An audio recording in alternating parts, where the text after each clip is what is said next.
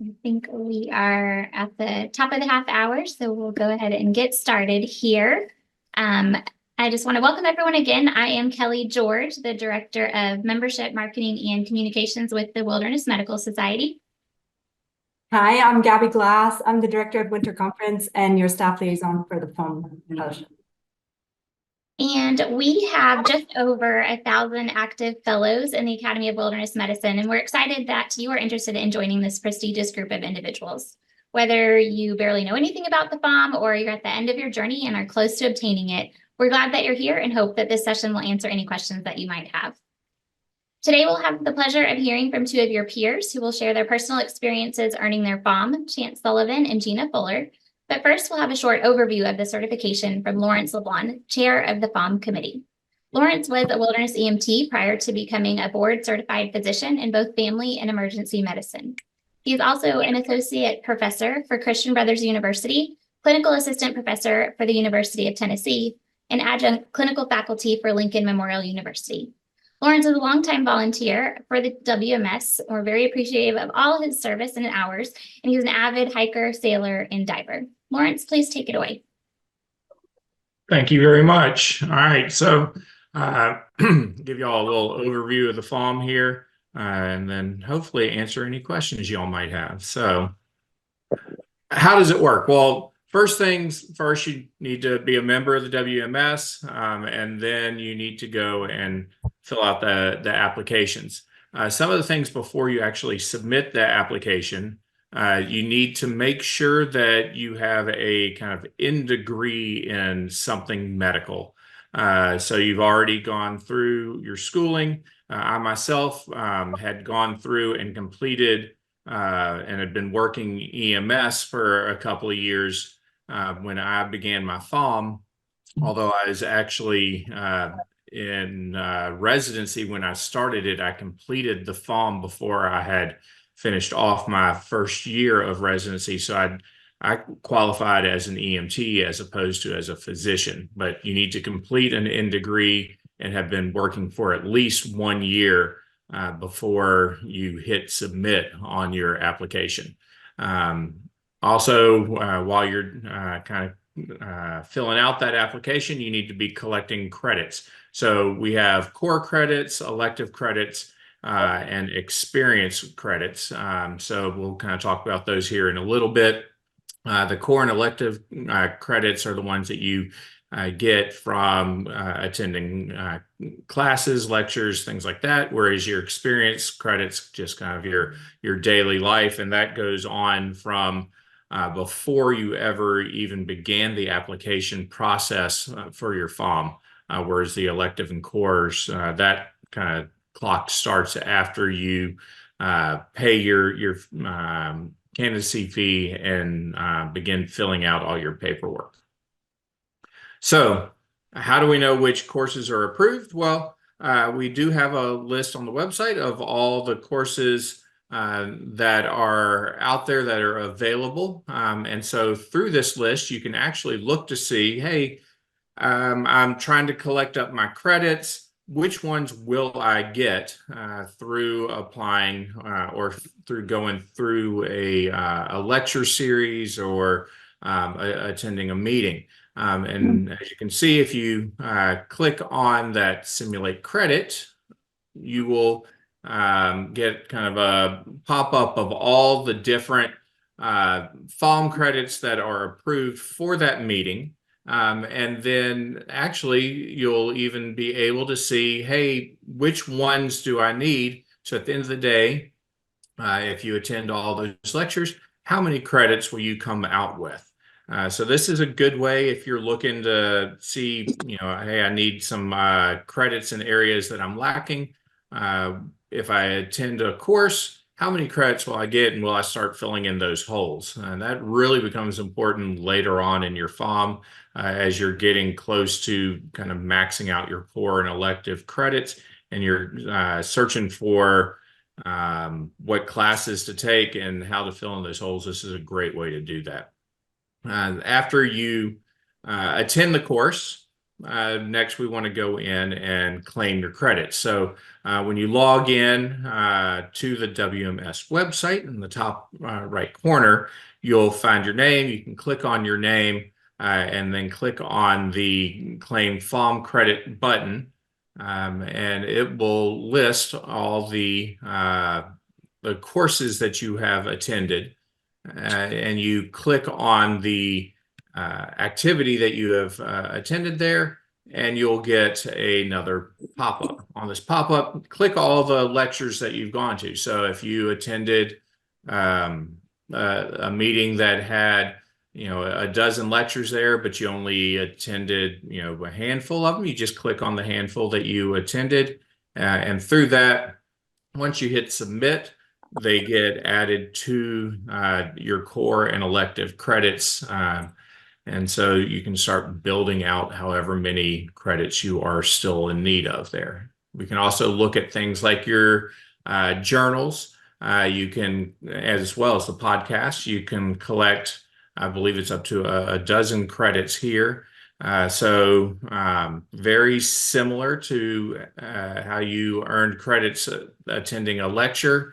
You can also earn credits by going to the journals and filling out the questionnaire online, the kind of post test, as well as with the podcast, you can fill out the post test there. Now, one thing to really kind of keep in mind, as you earn credits, the first ones you come to are the one and that you hit submit on are the first ones that are going to get added to your core and electives.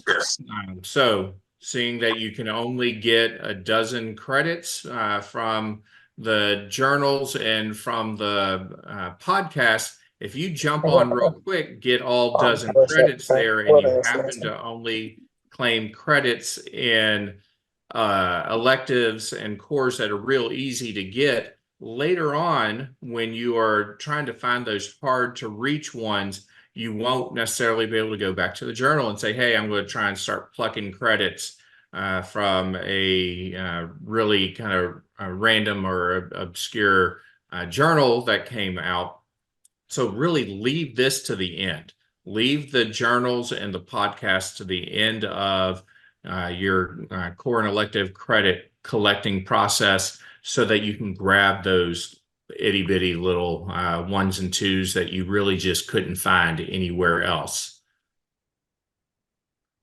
So as you're collecting all your credits and you're kind of curious how things are coming along, you can check your progress. And by clicking on all your, you can click on the progress report. It'll tell you how many core credits you have, how many elective credits, and it'll even tell you how many experience credits you put in there. We definitely want you to get in there, start filling out that experience report as you move along. And with the experience report, there's a couple of different topics that you can look at. So we've got everything from the degrees that you have earned in the past, any publications that you might have partaken in, educational activities that you do. These are mostly like teaching and things along those lines, public service, and then just an other field. Make sure when you're filling this out that you fill out everything in the line for the credit that you're trying to obtain. So we'll look at that here in just a little bit. So you click on that experience report and up pops the first field, which is the degrees there. So as you can tell at the top there, it's the highest level of certification obtained. So in my case, the highest one when I filled out my experience report, I was still an EMT. So I made sure to put my kind of certification as proof of being an EMT at the top there. On the drop-down menu under certification, I selected EMT and then the date that I completed that. If you don't fill out all three sections, you won't receive credit for it. So just make sure if there's a blank, you put something in there. There's also an area for additional trainings that you have undergone. We really want to make sure that these are wilderness centric. So make sure you keep that in mind. And when we review the additional training that you've undergone, if it doesn't meet the requirements, we'll kind of shoot you back an email trying to explain why it does not meet those minimum requirements, and if you could please remove them or provide more information. We also have an area for military courses, and then down kind of at the very bottom that's off the screen there, when you look at your report, there's even a section for kind of the training that you've done to get to where you are. So I would have had my undergrad degree in there, but I would not have put going to school to obtain my EMT license, because that is at the very top. We don't want to double dip. If you're taking, let's say I would have put my, as a physician, I would have applied, I would have put in my undergrad, but I would not have put medical school training at the very bottom, because I will have already obtained credit for med school at the very top in my highest degree obtained. I also would not be putting in completing a residency program. We kind of lump that into your minimum requirements as a physician for obtaining that highest level of certification. Moving on to publications and research, these are things that you have put out there, and this even starts before applying for your Fawm. So we've got things like grants that you've done, journal articles that you've put out there, lectures that you've given. There's a section for books that and book chapters that you might have written. And once again, these all need to be wilderness centric out there. So keep that in mind when you are filling out your report. Other activities, educational activities that you have done. So these are some more, spaces for lectures and things along those lines. WMS lectures, there's a little drop-down section there for a WMS lecture that you have given, as well as the topic that you gave it on and how long that lecture was. And with that, it'll auto-populate at the end how many credits you get. Public service, these are more along the lines of like the humanitarian missions that you've gone on for those in the military, for deployments, medical deployments that you have been sent on as well. This is not for the, I was, skiing on the mountain and came across somebody that was hurt and helped them out. You don't feel that experience down here. That's just somebody you happen to come across. But if I am on an expedition and I am the medical individual for that expedition, that I can actually get credit for. So that's where the public service kind of, is this according to your job or is this a volunteer thing? That's where you get to put those experience credits in. And then finally, there's a section for just other. What did we forget?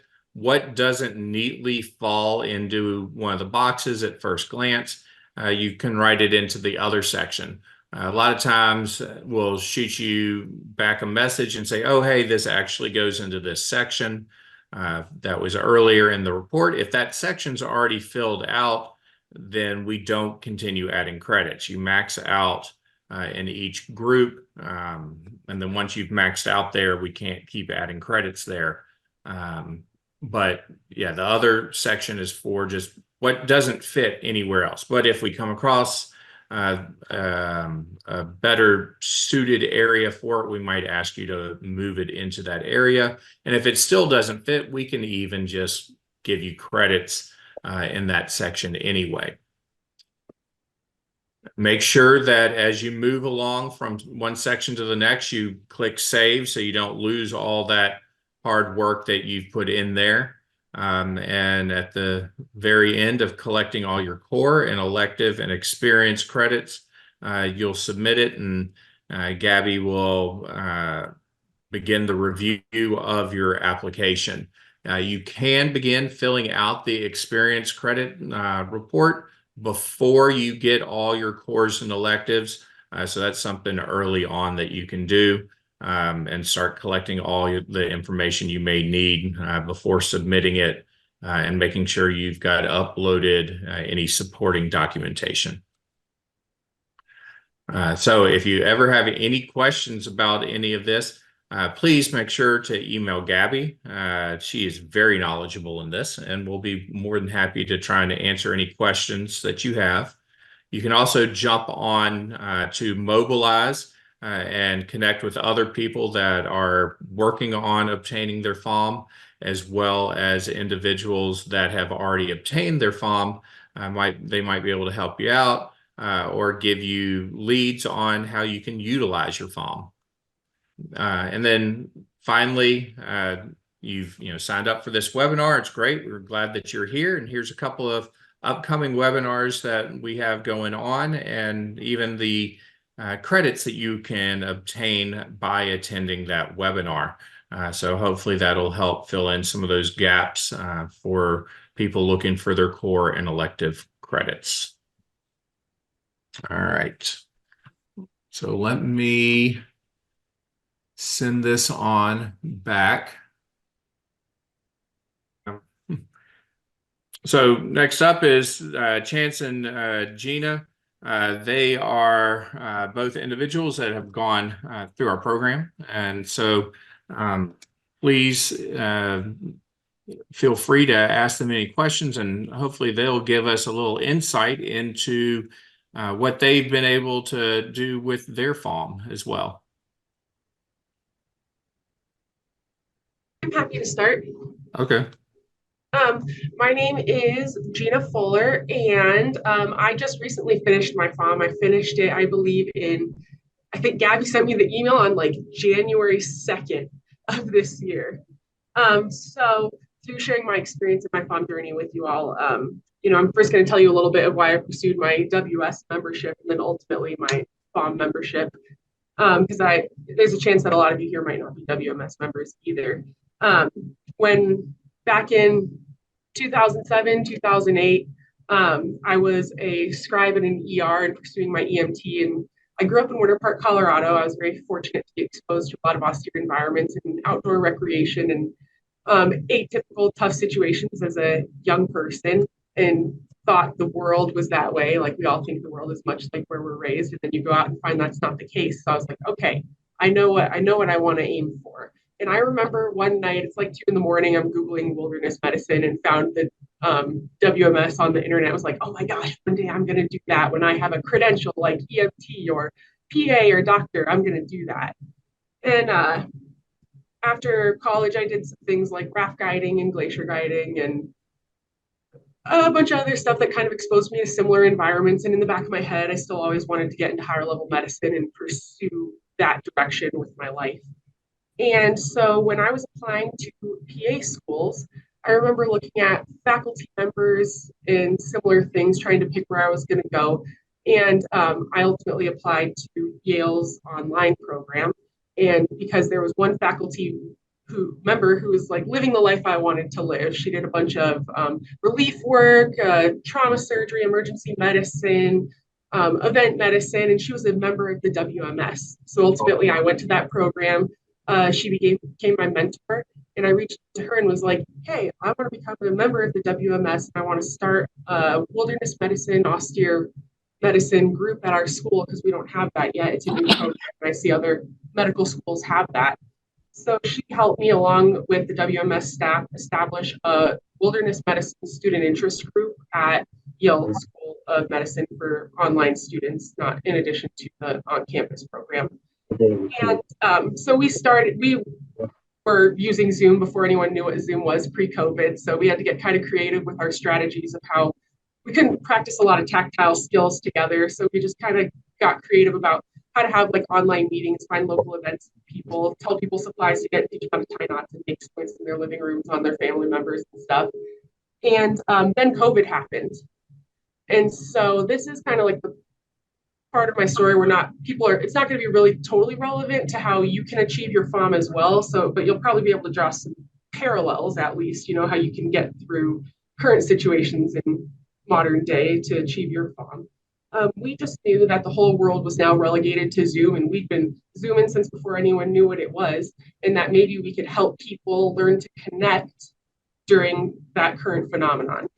So my faculty mentor and I reached out to WMS staff saying that like we wanted to start a speaker series or something, and what if we helped it offer free Fawm credits to students and residents as well to kind of sweeten the pot and get people engaged and keep them going during COVID when the whole world was online. And they let us do it. It was really cool. So ultimately that led to the creation of the Wild Med Wednesday speaker series, which Gabby later on at the end of the talk will probably provide some links.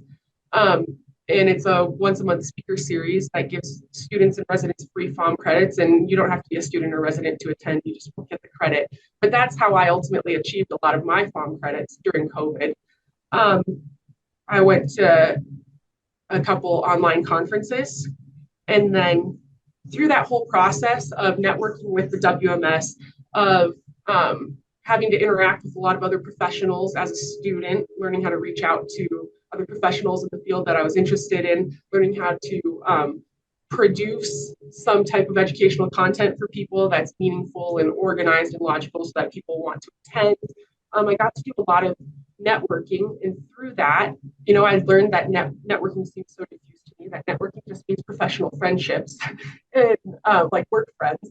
And those people then in turn turn me on to other lectures, other programs, other job opportunities, other event medicine gigs, other potential austere jobs.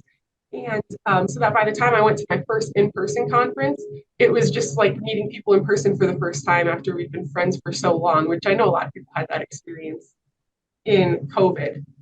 And so that's like my journey to WMS membership, my journey to Fawm. And through all of that, I feel really fortunate to have found, you know, a lifelong mentor, lifelong friends, learned a lot of really professional skills that are extrapolated to my day-to-day life now, not just in the WMS. And hopefully those parallels that you can draw from my typical COVID experience are just that, you know, if you build it, they will come, that the WMS is very open to helping you create new things if you're interested in it, that there's a lot of us in this walk of life. We're all cut from the same cloth, even if our day jobs are different. You know, like I work in vascular surgery now, which is super niche and nothing related to austere medicine. And we're all kind of cut for the same cloth and like to do the same things with our free time. And, but there's a lot of people who will help you figure out how to do it if you want to.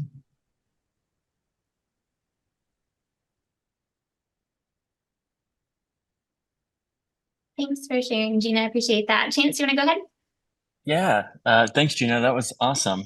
So similar to Gina, my story and path into my Fawm started with just a general interest in wilderness medicine before I even got my current medical professional degree. I'm an ER doc out in Burlington, Vermont right now.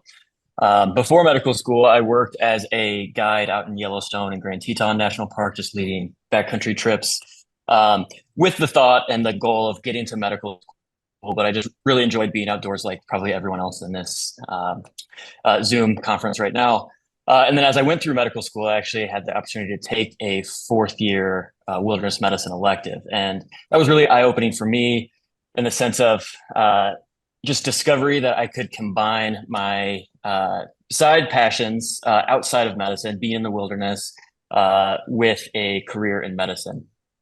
So then when I was looking at different residency programs, I specifically looked at programs that had opportunities in wilderness medicine. There's a lot out there for me.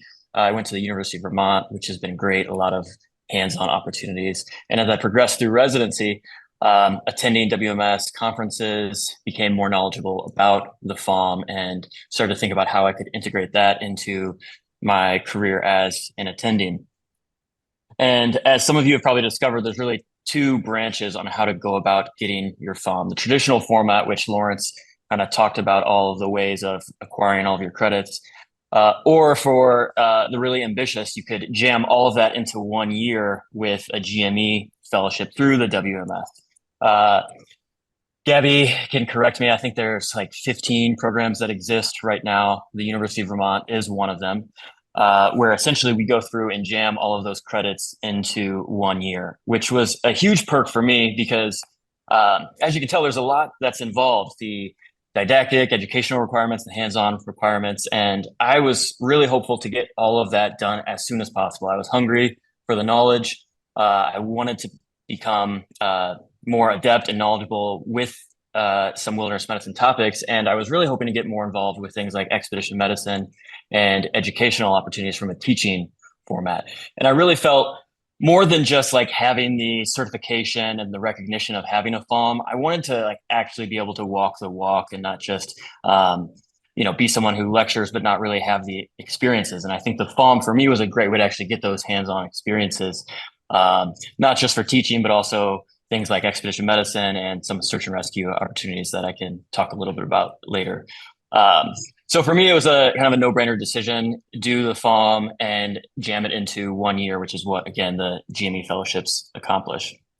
So in my Fawm year, it started off with a bang right in July as an academic year cycle. So started with the summer conference out, and it was Aspen. I actually was doing a DIM as well at the same time, so the Diploma in Mountain Medicine, which was, as Gina kind of alluded to earlier, a great way to not just get hands-on experience, but also really get a lot of networking and those professional friends. I worked alongside fellows from different universities, as well as people not going through a GME fellowship, but just going through the DIM. And that was a great way to really kind of work alongside people with similar interests, learn about more opportunities, and get those hands-on experiences.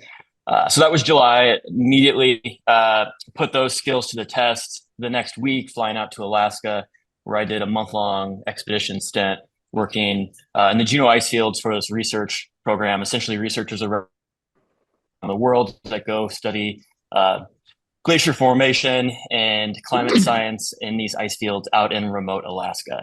It's a very remote area. We actually have to, most of the researchers will, over the course of about 3 months, ski in. It's the summer, but it's obviously a glacier, so totally snow and ice covered. Ski in over this very long 3-month traverse.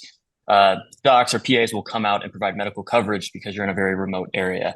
So I was helicoptered in, dropped off to where the researchers were at for that 3-week period. And I was just on hand to be there for any medical emergencies, and then just help out with some of the general research as well.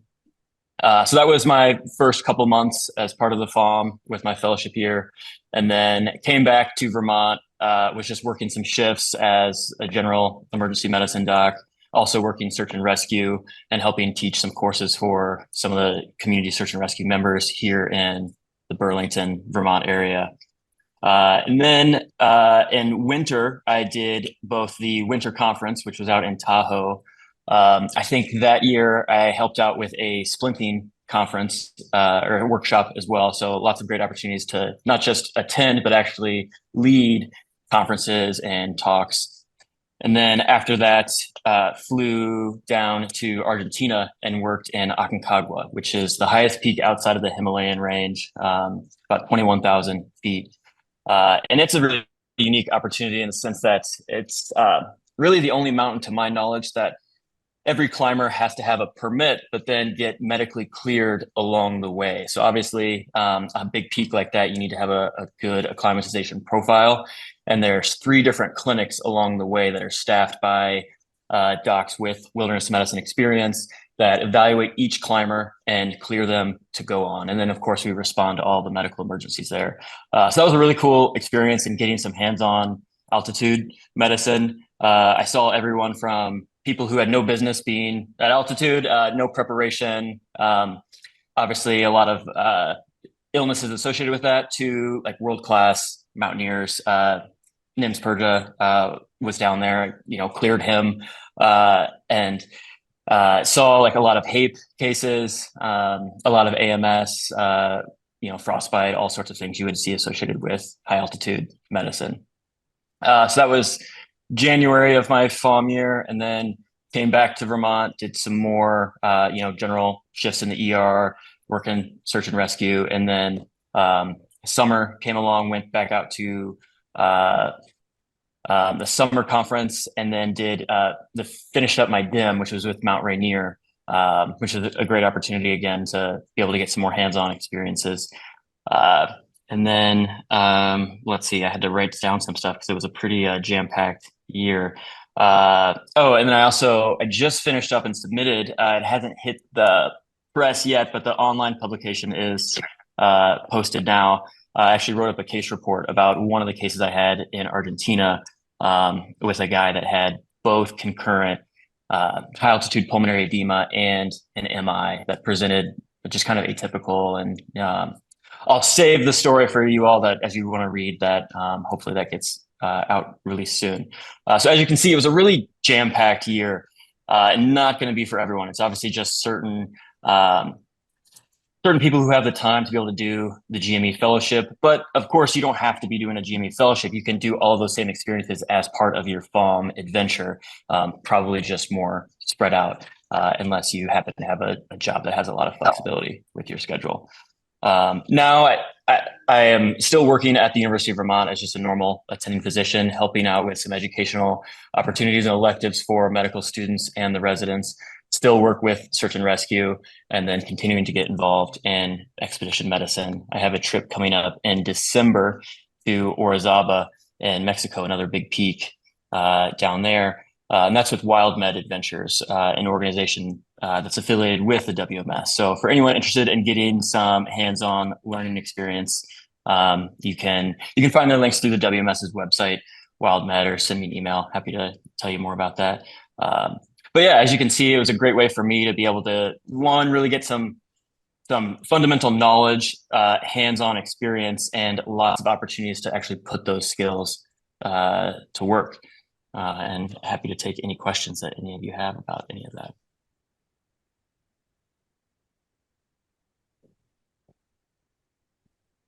Yeah, if you have questions, feel free to come on the microphone and camera and ask verbally, or you can use the chat feature there to send in any questions that you have.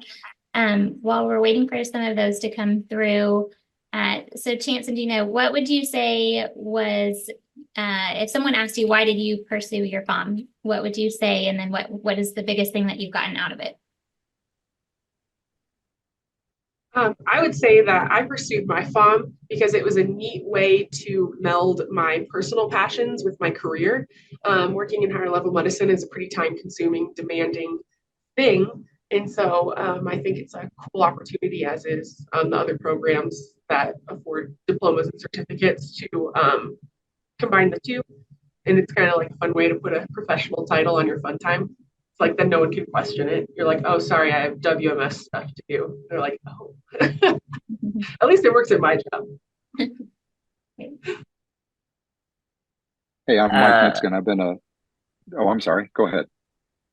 Oh, I was just gonna kind of answer that quickly too. I alluded to it briefly, but just really wanted to get both that fundamental knowledge and the hands-on experience to be able to not just be able to perform expedition and educational medicine opportunities, but honestly, I just didn't want to be a liability to others too. I think you'll see a lot of people that'll try to go out and do expedition medicine or cruise ship medicine, something somewhat basic, if you will, with really no training, no exposure to WMS or any other like wilderness medicine opportunities, and just think it's a free vacation, and then come across something that's not something that they've had experience with or teaching with. And I think the opportunities that you get through the WMS with the Fawm and the DIM really give you a lot of, It's really good. not just credibility, Really but actually experience with it. It's from Trader Joe's. So that was one of my goals.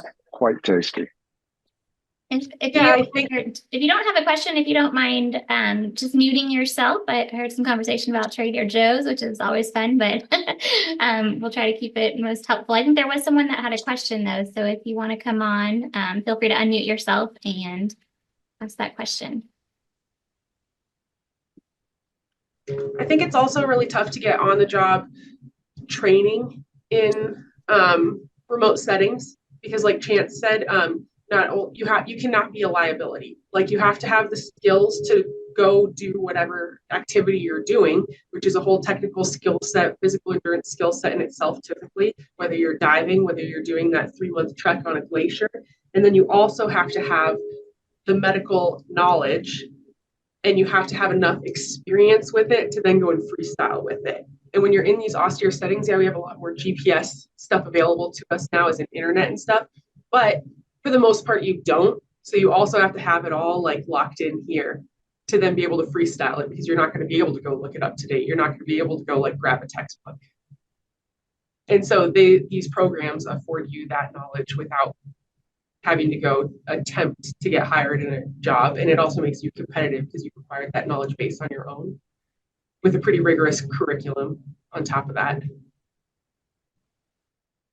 Thanks. And in case anyone missed it, there was a question in the chat about experience and public service credits. How far back can those go? And Gabby answered, there's no limitation on the experience report, just your core and elective credits, as long as the category requirements are met. So that's a helpful question as well. Hey, Mike Netskin here. Sorry, I didn't understand the mute button. I've been doing emergency medicine for over 30 years, and my daughter told me I love, backpacking and hiking, and I love medicine. What can I do to get the two things together? And that's where I discovered the WMS. Now I'm teaching residents, and we just did a resident wilderness stay. How did you guys like it? It's fun? Yeah. So they had a blast. It was so much fun to get out of the classroom and see them outside of work. We went to a local lake and we set up different scenarios. So it's a way that I've been able to rekindle my career. So I'm getting a fellowship at this stage of my life, and it's just exploded my excitement again for a medicine. And then meeting all these great people with WMS has been just a fantastic experience. So that's why I'm in it. My question is, does the Fawm, can you submit at any time, or do you do a yearly graduation class, or what's the details on that, please? You can submit at any time. We do have in the summer program conference kind of an awarding of everybody in the past year that has received their Fawm. But you are more than welcome to submit at any time.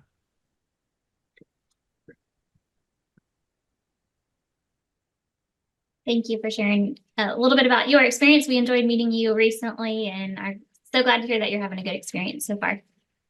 And Lawrence, I know you're kind of our moderator here and in charge of the committee, but is there anything that you want to share about your personal experience and kind of what you've gotten out of the fellowship? Any challenges that you hear from people that you might be able to address? Sure. I initially started with wilderness medicine. I worked for the YMCA doing outdoor education, the summer camper counselor kind of experience, and then moved on to working on their year-round program and became an EMT and then a wilderness EMT doing all that. When I went off to med school is actually how I even found out that the WMS existed. It's like, oh, cool. I've been doing this for 15 years at this point. So that's how I got into the WMS. And from that, I began collecting Fawm credits and got my Fawm. So it was really neat to see that this field was even out here. And that was a couple of years ago. Well, more than a couple of years ago now. So that's how I kind of got involved with it. Some of the hard things along the way, because I was trying to collect up my credits during residency, there were so many different opportunities to get out there, get involved, and to attend lectures. I did use a lot of my CME time and CME money to pay for it during residency, but also trying to convince the program to let me go and do something that wasn't straight up aligned with my residency program. But they were very open to it. And even once I completed my Fawm, I would get inquiries from the directors about the WMS and different programs, and should we send residents out there or make it something open for the residents to go to.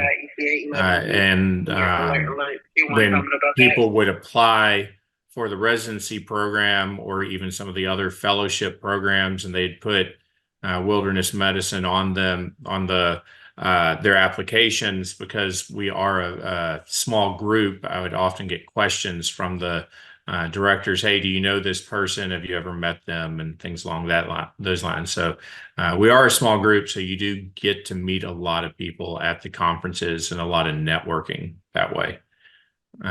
There's more parts to your question. I know. Yeah, what are some challenges that any of our three panelists that you guys found kind of along the way, or challenges that you hear from other people? I do hear when people talk about how it can be challenging, but if we made it really easy, then everyone would get it, right? And it wouldn't be as much of an honor. So if you can just speak a little bit to any other, tips and advice we covered, I think, handling your journal credits last, if there's any other recommendations or kind of ways to address some of the challenges and struggles that you hear that people have.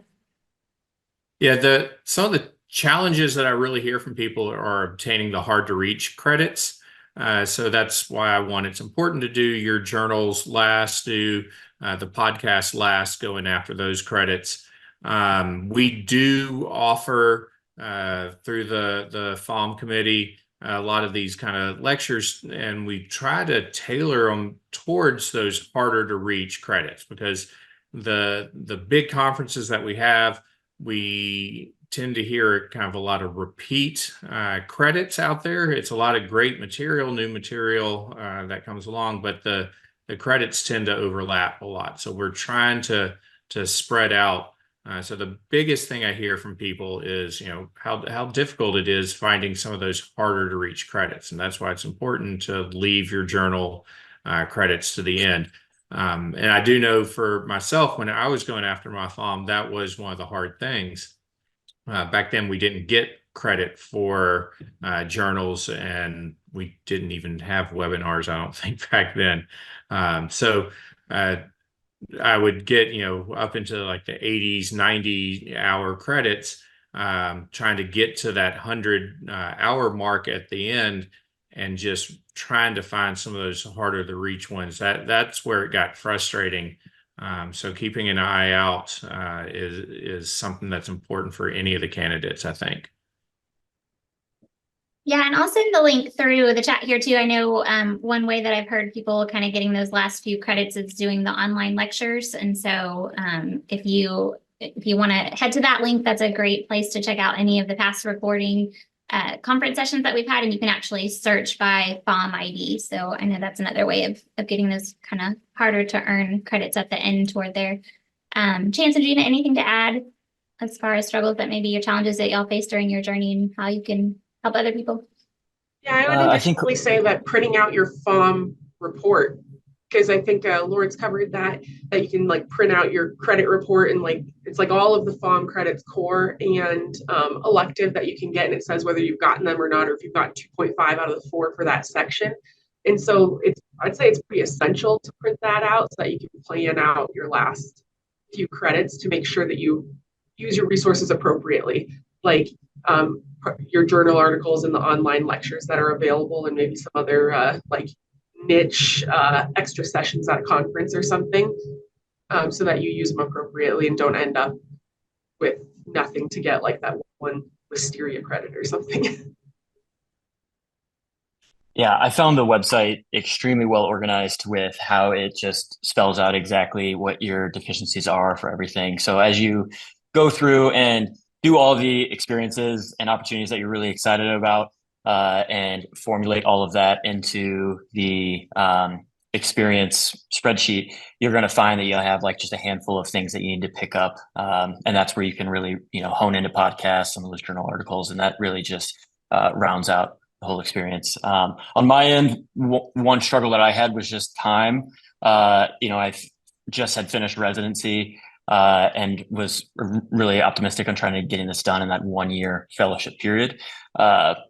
But I think, and Mike kind of alluded to it earlier when he commented in, it really just helped me prevent like things like burnout and stress working in a busy ER, to have opportunities to, go to conferences, meet other like-minded people, read a journal article that's not about, TPA and stroke or something like really esoteric, but actually like a fun, thing that I want to, learn more about to make my next hike, a little bit more enjoyable or knowledgeable.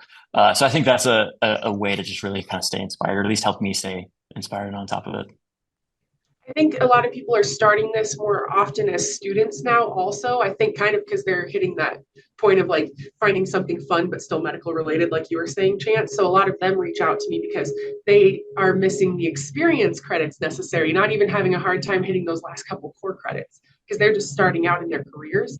And so if you find yourself in that position, a good way to do that is like wherever you live, look for adventure races, I would say, is probably the easiest thing, and reach out to them about their medical staffing.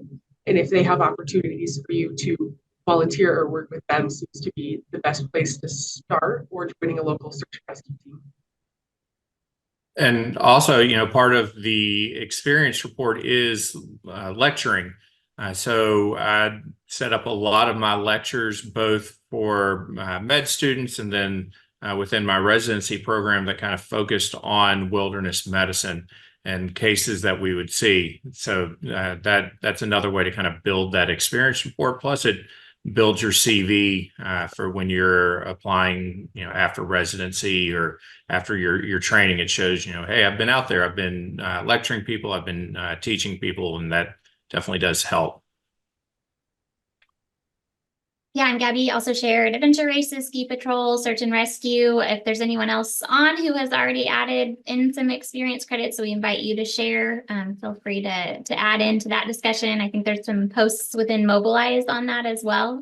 So again, be sure to check out the Mobilize community that we have for members. And Gabby is fantastic. I'll give her a shout out. You're not alone. There's other resources through your peers, through Mobilize, and through Gabby that can help you through this journey. And we've got about 10 minutes left. This is still, this webinar is for you guys and to answer your questions. So we'll pause for a couple more minutes to allow any more to come through the chat or verbally. While we like to wait for that, because I thought I was going to be hardcore EMS and stuff too. So I'd just like to also remind you all that you don't need to become like a family med doc or an EM doc. It's okay if your interests lie elsewhere too. Like if you're a student now, I always thought I was going to do that. And now I work in vascular surgery, which I said is not austere in any way unless you're applying a tourniquet, we see injuries all the time here. I'm in Grand Junction, Colorado. We're close to Moab. Trauma season is starting. People break bones and lacerate their arteries all the time. And so it is like kind of applicable and cool to see. And there's new sections of the Wilderness Medicine magazine and the journal for case studies related to those things. So that's been kind of cool because I'm always at odds with like, how do I incorporate this big love of my life with this new thing that's not austere at all that I actually like? And so another way that I've been able to build my passions with the WMS too. So any job, you can find a connection. I have a question from Ari. Ari asked if, do all experience credits need to be volunteer? I have worked medical for a host of marathons and Spartan races, volunteer and paid. As long as the race is considered wilderness or austere, and Lawrence, if you can clarify the term, I believe it was 2 or more hours to definitive care, but correct me if that is not correct. You can enter that information in that section 4.1 or 4.2 public service of the experience report. Yes, that's correct. It can be paid, it can be volunteer, as long as it is wilderness centric. Now, one thing that I would like to throw out there, a common error that people make is working in medically underserved areas. That doesn't automatically count. I'll give you an example. I live in Memphis, Tennessee, which is one of the medical centers for the Mid-South, and Memphis is a medically underserved community. So just because we have that designation, yet we're also one of the best medical centers within our area, they don't necessarily line up as being wilderness and austere.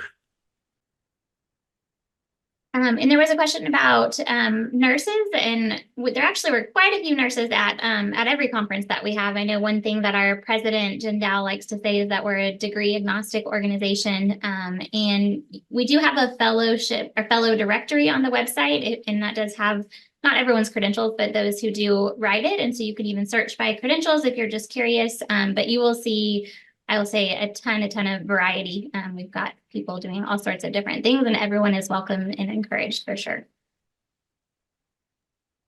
Yeah, definitely. We offer something for everybody out there. And as you can see from my little name thing on my picture there, I also work with the CME committee. So we also do, CME not only for the MDs, but the PAs, the NPs, the nurses, and we're working on getting CE credit for EMS out there as well. So you can definitely come to the conferences and pick up some of that continuing education credits that you need to keep your license up to date. Okay, we'll do a last call for questions and any last thoughts or parting advice from our panelists. Don't get frustrated trying to get those last couple of credits. They will definitely come. Just keep an eye out and keep living what you're loving. Combine that profession with your love of the outdoors. And I got to throw a shout out for the adventure medicines. I did the Appalachian Trail hike, and I just got back from the Texas hike. And you'll meet some of the best people, and you feel like you've known them all your life. It's a great time to get out there, have some adventure yourself, and get some credits as well. But check out that adventure medicine tab. It's absolutely fantastic.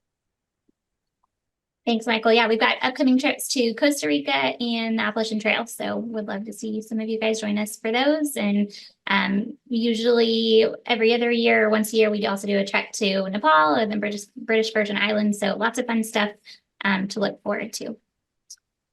Gina and Chance, any last remarks from y'all? Changed my name to my email address. If you guys have any questions, feel free to reach out. Always happy to help. No, go ahead. Yeah, and just enjoy the journey. It's a fun process. Don't sweat the small stuff. It'll, as Lauren said, it all just adds up in the end. You'll get the credits. Just have fun doing it. Great. Well, thank you. A huge shout out to our panelists and to Gabby. We appreciate you guys sharing your personal experiences. That will conclude today's program. We encourage you to reach out to any of us if you have questions or if we can be of service at all. We hope that you found today's program beneficial, and we invite you to join us for our next fireside chat on June 19th, which will be lessons learned in a complex emergency. Thanks again, and have a great day.